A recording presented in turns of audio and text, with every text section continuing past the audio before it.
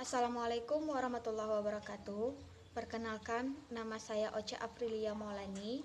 Saya dari kelompok 4 mata kuliah Fikih Muamalah Kontemporer 4B Ekonomi Syariah. Baik, di sini saya akan membahas tentang materi saya, yaitu waralaba dan problematikanya.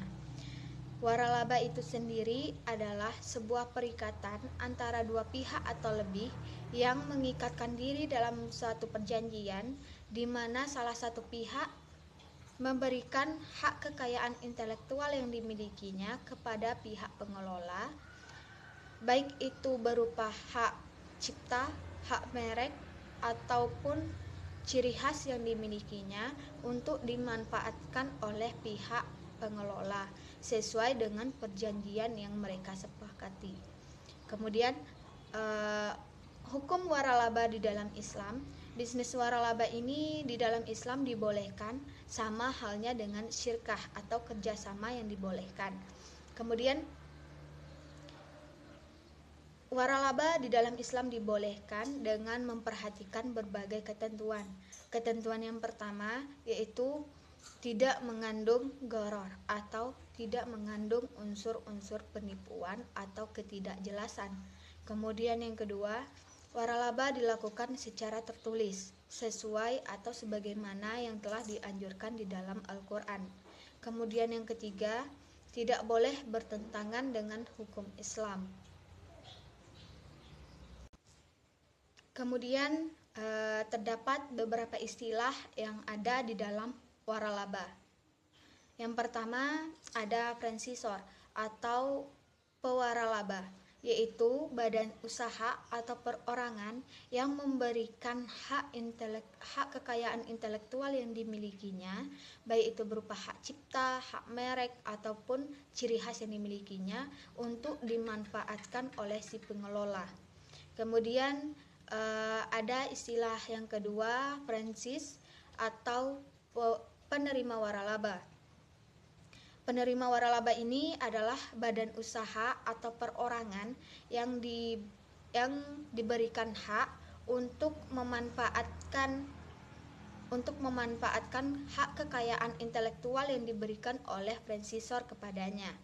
Kemudian yang ketiga ada istilah franchise fee, yaitu biaya yang diberikan oleh penerima waralaba kepada franchisor atau pewaralaba dengan maksud itu sebagai modal awal.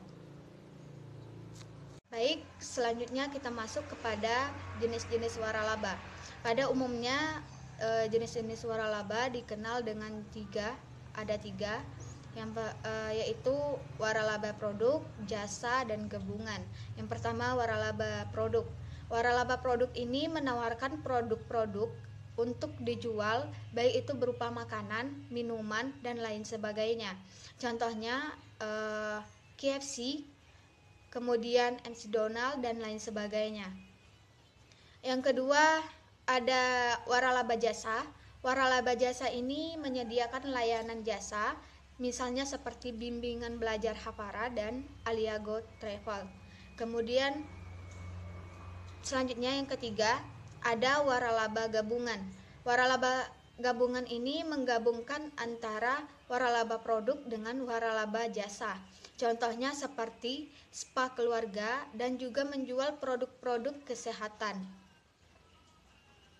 Baik, untuk selanjutnya problematika yang sering dihadapi dalam proses bisnis waralaba ini. Yang pertama ada modal yang cukup tinggi, kemudian biaya bahan baku yang terlalu mahal, kemudian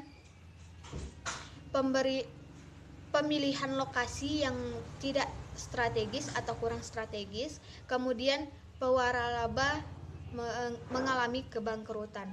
Itulah problematika yang sering dihadapi dalam bisnis waralaba.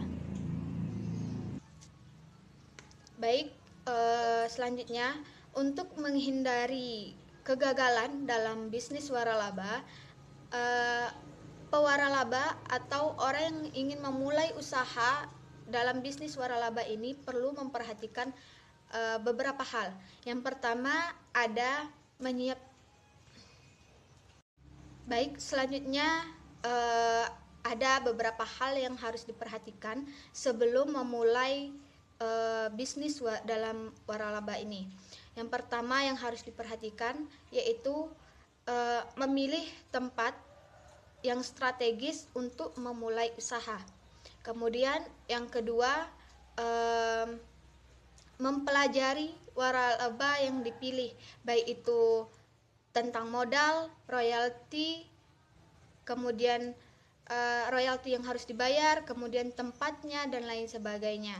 Kemudian yang tak kalah pentingnya juga harus memperhatikan mental atau menyiapkan mental semaksimal mungkin.